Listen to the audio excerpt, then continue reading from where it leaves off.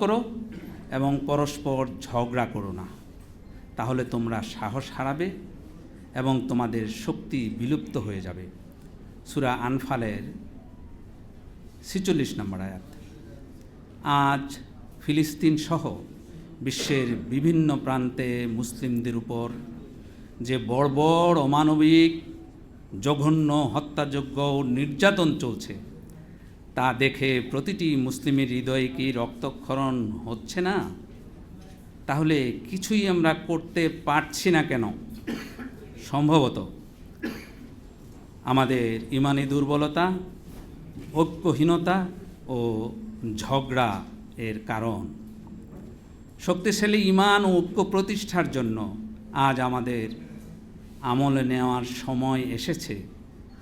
রাসূল সাল্লাল্লাহু আলাইহি সাল্লামের উপর প্রথম ওয়াহির কথা, ইকরা বিস্মি রাব্বিকাল্লাযী খালাক, পড়ো তোমার প্রতিপালকের নামে যিনি সৃষ্টি করেছেন। কোরআন এবং সুন্নাহর চর্চা ও তা অনুধাবন করে আমলের মাধ্যমে আমাদের ঈমানকে শক্তিশালী করার চেষ্টা করা প্রয়োজন। এক মুসলিম দাওয়া কল্যাণ সংস্থা বাংলাদেশ সরকারের নিবন্ধিত একটি অরাজনৈতিক, অলাভজনক দ্বীনি দাওয়াতি সংগঠন।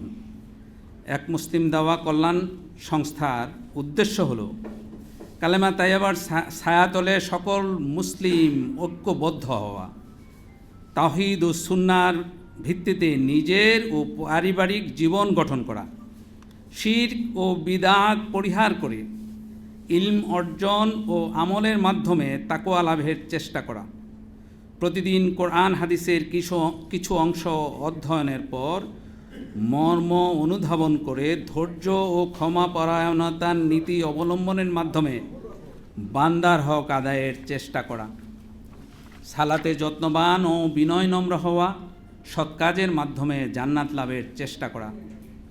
সূরা আনআমের ১৫৯ নম্বর আয়াত অনুযায়ী সুন্নাহ নিয়ে মতবিরোধকে মেনে নেয়া ও মতভেদ দলাদলির বাইরে থাকা, নিজেকে ও পরিবারকে উপযুক্ত করে দিন দুনিয়ার কল্যাণ লাভের চেষ্টা করা ও অর্থনৈতিকভাবে স্বাবলম্বী করতে পরিকল্পনা গ্রহণ ও বাস্তবায়নে সচেষ্ট হওয়া, মসজিদ ভিত্তিক ছোটদের জন্য সকালে ও বড়দের জন্য নৈশ মক্তবে দ্বীনি শিক্ষাদানের মাধ্যমে মুসলিমগণকে মুমিন হিসাবে গড়ে তোলা, প্রতিটি মসজিদের মুসল্লিগণকে কোরআন এবং হাদিস সম্বন্ধে ওয়াকিফাল হওয়ার জন্য আসর ও ফজর নামাজের পরে স্বল্প সময়ের জন্য ৫ থেকে ১০ মিনিট কোরআনের কিছু অংশের বাংলা তর্জমা ও একটি হাদিসের বাংলা অর্থ পড়ে শোনানোর ব্যবস্থা করা, মসজিদ ভিত্তিক দাওয়াতি কার্যক্রমে অংশ নিয়ে সালাতে খুশু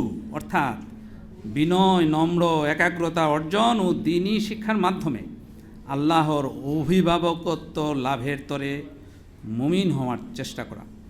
আল্লাহ বলেন, আল্লাহ মুমিনগণের অভিভাবক, মুসলিমগণ মুমিন হয়ে আল্লাহর অভিভাবকত্ব লাভের চেষ্টা করা আমাদের এক মুসলিম দাওয়া কল্যাণ সংস্থার উদ্দেশ্য।